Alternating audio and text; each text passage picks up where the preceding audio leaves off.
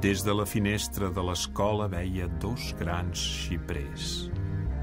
M'abstreia del tot en la contemplació de com canviaven amb la llum.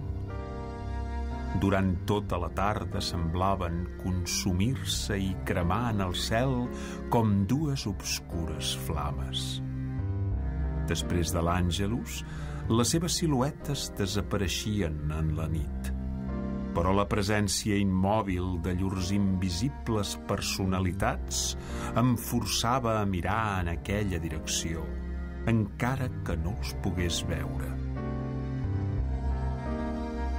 L'obsessió infantil de Dalí pels xiprers la retroba de gran en l'obra d'Arnold Böcklin, L'illa dels morts, que interessava especialment als surrealistes.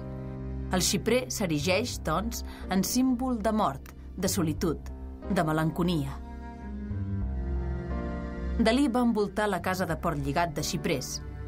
Això va fer que tota l'alegria matinal, que ell trobava salvatge i amarga, es transformés als capvespres en tristesa, convertint Portlligat en una nova illa dels morts.